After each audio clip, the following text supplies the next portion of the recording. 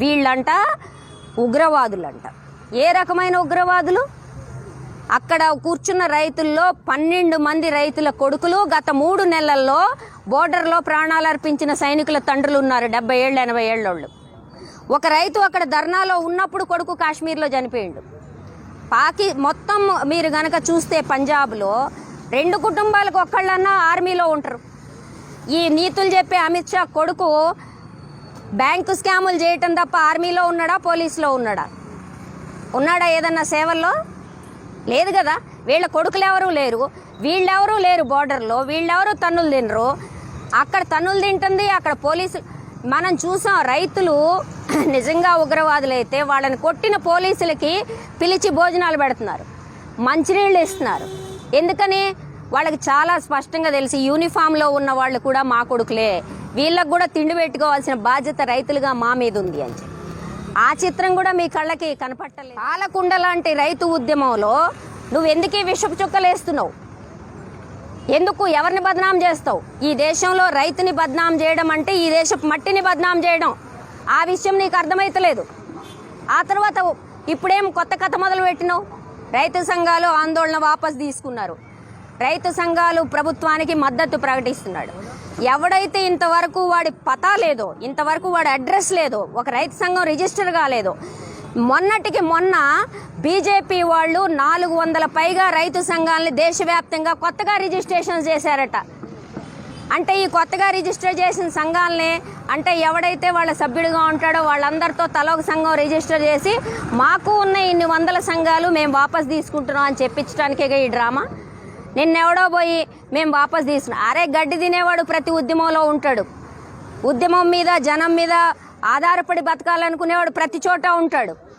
కానీ అట్లాంటి వెధవలందరినీ ఎంకరేజ్ చేస్తున్న వాళ్ళు మిమ్మల్ని ఏమనాలి? అంటే రైతులకి చాలా సింపుల్ ప్రశ్న అండి. నువ్వు ఇన్ని ప్రచారాలు చేస్తున్నావు, నీ గోడీ మీడియా మొత్తానికి పీయూష్ గోయల్ సెక్రటరీ మొన్న ఒక వాట్సాప్ మెసేజ్ పంపించాడు. ఏమని అంటే, రైతుల్లో ఉగ్రవాదులు జొరబడ్డారనే పాయింట్ నుంచి మీరు చర్చ నడపండి. ఇంకా సందట్లో సడమియా ఇంకో చర్చ కూడా నడుస్తుంది.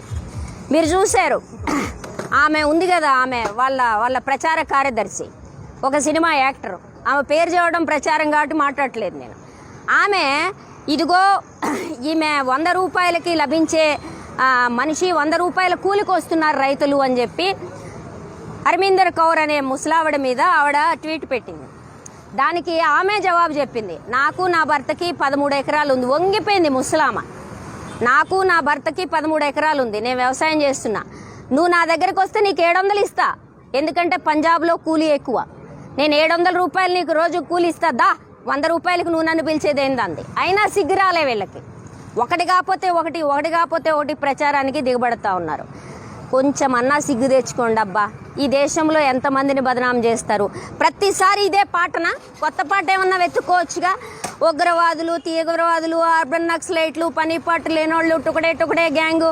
ఇది కాకుండా మీకేమన్నా కొత్తదేమన్నా ఉంటే మాట్లాడండి. ఎందుకంటే అక్కడ కూర్చున్నోళ్ళు నిఖార్సైన రైతులు. వాళ్ళు నువ్వు అంబానీ అదానీల కోసం తెచ్చిన బిల్లుల్ని వాపస్ తీసుకోమంటున్నారు. అవి రైతు బిల్లులు కాదు, అదానీ అంబానీ బిల్లులు.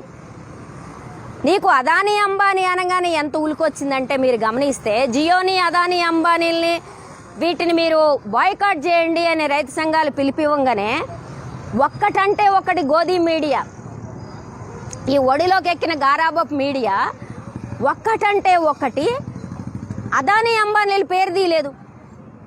ఒక్కొక్కళ్ళకి వణుకు పుట్టుకొచ్చింది. అక్కడి నుంచి ఆదేశాలు జారీ అయినాయి, వాళ్ళ పేర్లు తీయడానికి లేదు, రాణిగారి పేరు ప్రపంచంలో జవటానికి వీల్లేదన్నట్టుగా. నా జిగినీ దోస్తులు వారానికి ఒకసారి భోంచేస్తారు వాళ్ళు కలిసి. వాళ్ళ గురించి మాట్లాడే దమ్ముందా ఈ గోధీ మీడియాకే? అరవమంటే అరుస్తారు వాళ్ళ మీద వీళ్ళ మీద, అంతే తప్ప వీళ్ళకి ఆ ధైర్యం ఉందా అదానీ అంబానీల గురించి మాట్లాడే ధైర్యం? కాబట్టి సమస్య ఏంది? ఎందుకు వాపస్ తీసుకోవు? ఎందుకు ఇంత బదనాం చేసే పనిలో ఉన్నావు రైతుల గురించి? చాలా సింపుల్ ప్రశ్న అబ్బా. ఇంత లోక జ్ఞానం, ఇంగిత జ్ఞానం ఉంటే అడగాల్సిన ప్రశ్న. నిజంగా వాళ్ళు ఉగ్రవాదులైతే నువ్వు ఇప్పటిదాకా ఊకుంటావా? నిజంగా వాళ్ళు తీవ్రవాదులైతే నువ్వు ఎతికి పట్టుకొని ఆధారాలతో అరెస్ట్ చేసి లోపల వారే ఎందుకు ఉత్తి కబుర్లు చెప్తావు? ఆ మాట నేను కాదు, అక్కడ ధర్నా చేస్తున్న రైతులు అడుగుతున్నారు. నువ్వు ఉత్తినే బదనాం చేసే పని మానేయి, నీ దగ్గర ఆధారాలు ఉంటే చూడు. ఎందుకని చేయట్లేదంటే నీ పని బదనాం చేయడం తప్ప, పుకార్లు వ్యాపింపజేయడం తప్ప, ఈ మొత్తం ఉద్యమాన్ని బ్రేక్ చేయడం తప్ప నీ ఉద్దేశం ఉగ్రవాదాన్నో తీవ్రవాదాన్నో అరికట్టడం కాదు కదా. నా మాట మీద నమ్మకం లేదా, ప్రధానమంత్రి మాట మీద నమ్మకం లేదా అని ఇంత పొడుగు దీర్ఘాలు వేస్తున్నారు.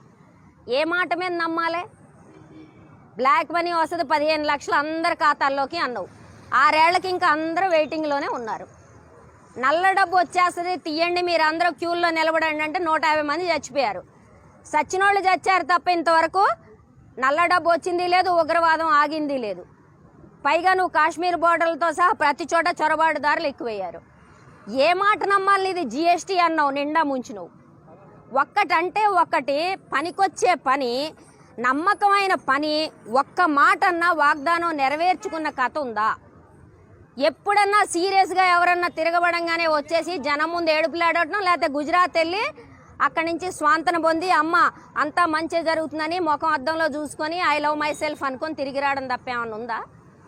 ఏమన్నా కథ ఉందా? అయ్యా అసలు సీదా సాదా విషయం ఒకటి చెప్పాలి మీకు. అదేంటంటే పిల్లా పాప ఉన్నోడికి భవిష్యత్తు మీద కోరుకుంటుంది. పెళ్ళాం బిడ్డలు ఉన్నోడికి అరే నా కొడుకు ఏదన్నా ఇయ్యాలి, నా బిడ్డ పెళ్లి చేయాలి, ఈ భూమి ఉండాలి, ఈ దేశం ఉండాలి అని ఉంటుంది. ఈ ఏమీ లేనోడికి ఏముంది? ఈ పూట తెగ నమ్ముకొని సాయంత్రానికి బార్లో ఖర్చు పెడదామని ఉంటుంది. ఈ తేడా ఉంటుంది, అంతే కదా. అందుకని ఇవాళ దేశాన్ని రక్షించాల్సిన బాధ్యత ఎవరిదన్నా ఉంది అంటే పెళ్ళాం పిల్లలు ఉన్నోడికి ఉంటుంది. చాలా సీదా సాదా విషయం. అంటే దేశాన్ని భూమిని రక్షించడానికి కూడా స్వార్థం ఉండాలి. రైతులు తమ పిల్లల కోసం, తమ కుటుంబం కోసమే కష్టపడుతున్నారు. కానీ వాళ్ళు పడే కష్టంతో మొత్తం దేశం కడుపు నిండుతోంది. ఈ మామూలు విషయం అర్థం కానోళ్ళు అసలు మనుషులేనా? పరిపాలించే వాళ్ళ అడ్మినిస్ట్రేటర్సా పక్కన పెడదాం, వాళ్ళు అసలు మనుషులేనా అనే ప్రశ్న వస్తుంది. కాబట్టి మీరు ఆలోచించుకోండి. ఎవరి కడుపులు నింపడానికి, ఎవరి గోదాములు నింపడానికి, ఎవరి ఖజానాలు నింపడానికి ఈ చట్టాలు వచ్చినాయి. అసలు మేము ఎవరు అడగని చట్టాలు మీరు ఎందుకు తీసుకొచ్చారు? వాపస్ తీసుకోమంటే వీళ్ళకి వస్తున్న ఇబ్బంది ఏంటి? ఎంత అహం అవసరమా? అంటే ఏమైనా దురభిమానధనుడు దుర్యోధనుడు మాదిరిగా నేను ఒక్కడికి కూడా వెనక్కేను, సూది మన మోపినంత భూమి జాగా కూడా నేను వెనకడిగేయను. ఈ ఎమోషనల్ డ్రామాలు మానేయండి. మానేసి ఈ దేశం బతకాలనుకుంటే ఆత్మనిర్భర్ భారత్ ఉత్తి కబుర్లు చెప్పకు. ఈ దేశంలో 55% జనం వ్యవసాయం మీద ఆధారపడి ఉన్నారు. వాళ్ళ సంక్షేమం చూడని ఏ ప్రభుత్వం కూడా నిలబడదు. నువ్వు పెట్టుకున్నావు, ఎవరితో పెట్టుకున్నావు? ఎవరైతే భూమిని నమ్ముకొని ఇంతవరకు నిన్ను ప్రశ్న అడగలేదో వాళ్ళతో పెట్టుకున్నావు. నువ్వు ఇంతవరకు పెట్టుకుందంతా వ్యాపారస్తులతో పెట్టుకున్నావు, వాళ్ళతో పెట్టుకున్నావు, వీళ్ళతో పెట్టుకున్నావు. వాళ్ళు నిలబడితే నిలబడతారు, లేకపోతే ఎందుకులే వీళ్ళతో పడలేం అనుకుంటే వెనక్కి వెళ్తారు. కానీ భూమి తప్ప వెళ్ళడానికి జాగా లేనోళ్లతో పెట్టుకున్నావు. జాగ్రత్తగా ఆలోచించుకోవడం మంచిది.